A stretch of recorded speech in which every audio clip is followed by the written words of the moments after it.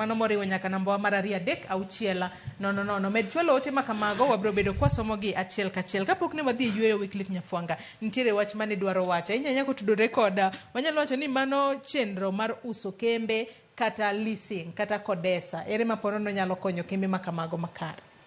kapok wa wuoyo kata wi moko kuom ote ma jonno mago chwalo so long as ne udwa uso kembe kata udwa lease gi out gima sirkal temo timo ni gi pass a message ni otamowa man is a silent message ni otamowa efficiency onge mana ka winjo na ngana wacho ni efficiency onge effectiveness koro wewa mi jok moko mondo tem mondo mi kik waket loss onge maber ka koro ni ng'iye ni koro ni ng'iye mano ordinary le nikech mana aparo ni go wuo point to kosang'iyo kacha onge maber nikech dholuo moro jodhuo no wacho ni otengo ng'iyo gi gikuo kata otengo ng'iyo gi uwi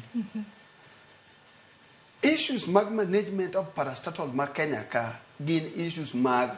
ethics emi wiyado wuyo ku Willis to wacho ni wewe wuyo ku Willis militia bange lonyonge kalonyo sebedo maonge koro waro di privatize kembe kata do uso kembe now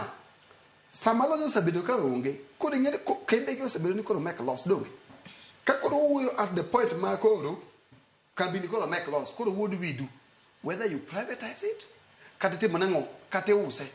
koro does not matter ela sabe privatize it baka ka ni wacho sabe privatize it te do ka kambi ni sirkal donge gi percentage mag share moro matin mondo me minimum control lembo nyalo wacho ni tip kama to sama use ti kabe ka wate ti use na ngato koro ki penja te would rather we privatize it than disposing the company ka beto me ngate ke gine non bo so ja ka sama use ne ji kanye makoro me bade utime ka che bungu sane makoro use as if there is onge gima dhi mbele anyalo comment kama ndo adhi mbele now kisumu modo ni tiere ni ya morality cannot be legislated bedinge Jewish neno ka kembe gritie mana kaka unjoresho no wacha Joseph Bojo kaka kembe gritie sani kati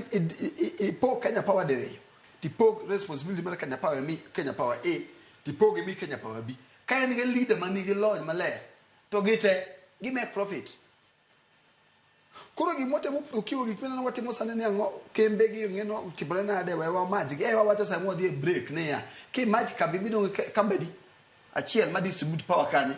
Kenya ka to make loss itimena ngo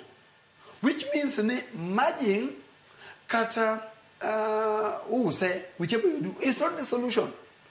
We are proposing the government need a proposal not to make privatization report and Sirkal ngigi indicate get a share. Waran government entities kata wa ket jotelo mundo run government entities ka private company.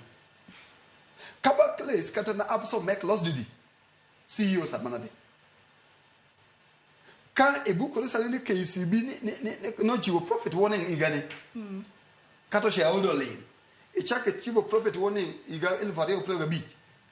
stakeholders meeting kata na shareholders meeting okbedre kisabedi kebego mani so ne nyaka executive manager kata jatel chenno ongeyo ni and responsible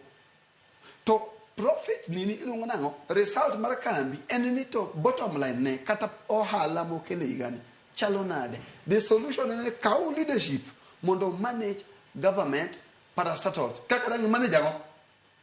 kaka dang private entities market solution mi winyo wacho ni batu buru duo kendo kosa ka wasaka urea wanyondo Kenya Power wanyondo ke Traco to wanyondo ke Kenya kai gadi ka rumo sane ingio power to power no sarumo ki winyo kanigi wacho ni kaji wacho ni mondo kada wa liberalize the market aningen privately ange kambi ma jo Kenya kia I know a German company mo biro Kenya ka manyalo make bit mina no gisola maran kata gini to no dok nitiere jok make